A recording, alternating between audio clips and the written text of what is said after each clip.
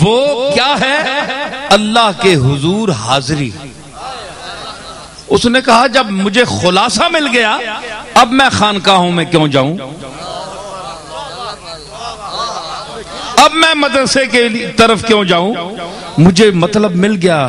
لا مقصود الا اللہ، جو مقصود محبوب حقیقی ہے مجھے مل گیا۔ تو مقصد یہ ہے کہ ان خانقاہوں اور مدارس کا جو مرجع ہے اور اس کے ان کے تعمیر ہونے کے یا معرض وجود میں آنے کا جو سبب ہے وہ اللہ سے نسبت ہے۔ جہاں مدارس ہیں وہاں بھی اللہ اور رسول کی باتیں پڑھائی جاتی ہیں، خانقاہوں میں بھی رجوع اللہ، اللہ کی طرف، محبوب حقیقی جو اللہ ہے۔ تو اب اس میں خاص طور پر یہ آیت جو ہے اس میں 2-3 جگہ پر ان کا ذکر ہے، تو اس لیے تاکہ آپ کو بیعت کا پتہ چلے کہ بیعت جو ہے وہ ایک عرف میں جو اس کو استعمال کیا جاتا ہے، کیا وہ یہی بیعت ہے؟ حضور نے کون سی بیعت لی تھی؟ بعض لوگ جو ہیں خطیب حضرات کھینچ تان کر اس بیعت کو ثابت کرنا چاہتے ہیں، میں کھینچ تان کر نہیں ثابت کرنا چاہتا۔ دیکھیں اسی آیت کے آگے یہ سورہ فتح ہے، فرمایا لقد رضی اللہ عن المؤمنین اذ یبایعونک تحت الشجرۃ۔ لقد لام بھی تاکیدی، قد پھر تحقیقی، ڈبل تاکید، یقیناً اللہ راضی ہو گیا، ماضی مطلق کا صیغہ استعمال کیا، یہ نہیں کہ راضی ہوگا مستقبل کے دور میں۔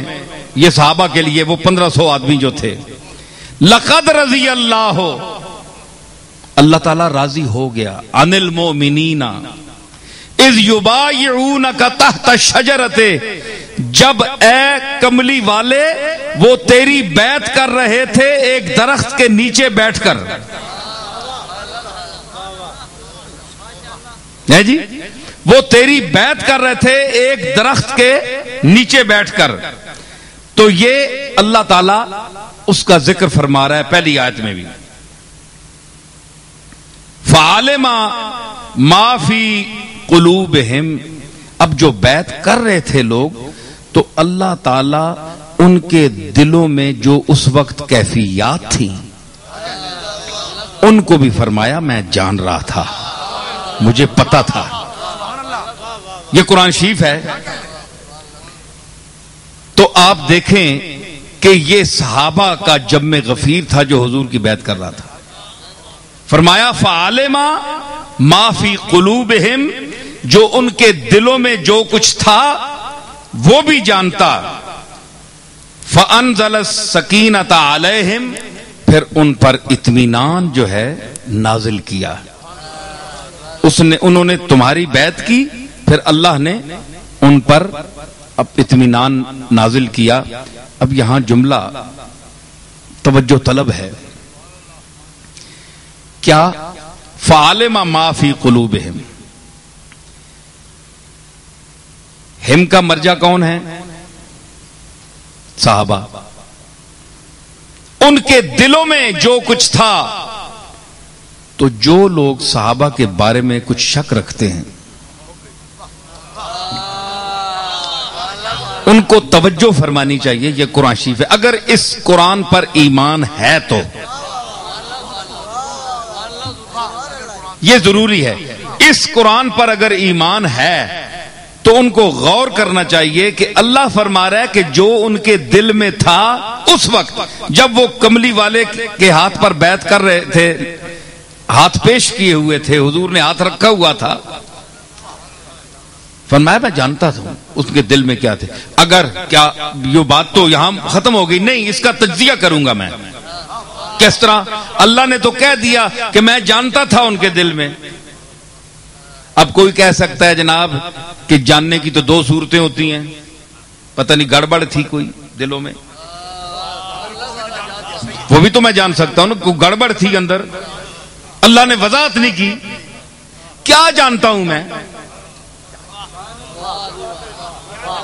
بھائی صحابہ بیعت ہو رہے تھے تو اللہ کیا جانا اللہ نے، یہ اس کی وضاحت قرآن نے نہیں کی۔ مخالف کہہ سکتا ہے کہ گڑبڑ بھی تو ہو سکتی ہے، اللہ فرما رہا ہے شاید کہ گڑبڑ تھی تو اس کو میں جانتا تھا، نہیں یہ بات نہیں ہے۔ فَعَلِمَ مَا فِي قُلُوبِهِمْ، آپ یہ بتائیں جو پہلے فرمایا لقد رضی اللہ عن المؤمنین، پہلے راضی ہونے کا اعلان کر دیا، تو کیا جن کے دل میں گڑبڑ ہو رضا کا اعلان ان کے لیے کیا جاتا ہے؟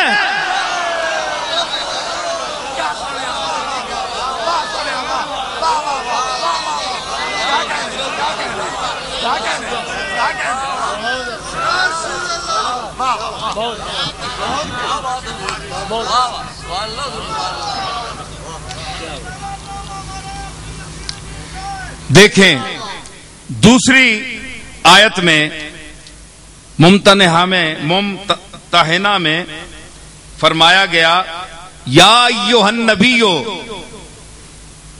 اذا جاءک المؤمنات یبایعنک، اے نبی جب عورتیں آپ کے پاس آئیں کہ وہ تم سے آپ سے بیعت کریں، اس لیے آپ کے پاس آئیں، کس بات پر بیعت کریں؟ الا اللہ یشرکنا باللہ شیئا، کہ وہ اللہ سے کسی چیز کو شریک نہیں بنائیں گی، اس بات پر آپ کے پاس بیعت کرنے کے لیے آئیں۔ ولا یسرقنا، اس بات پر بیعت کریں کہ وہ چوری آئندہ نہیں کریں گی۔ ولا یزنینا، اور بدکاری نہیں کریں گی۔ ولا یقتلنا اولادہن، اور اپنی اولاد کو قتل نہیں کریں گی۔ اذا الموءودۃ سئلت بأی ذنب قتلت، پہلے قتل کر دیتی تھی نا، تو اس طرح مطلب ہے کہ ان کو قتل نہیں کریں گی۔ ولا یاتینا ببہتان یفترینہ بین ایدیہن وارجلہن، اور ایسا کوئی بہتان کسی پر نہیں باندھے گی جو اسی وقت انہوں نے اپنے ہاتھوں سے اپنے سامنے گھڑا ہو۔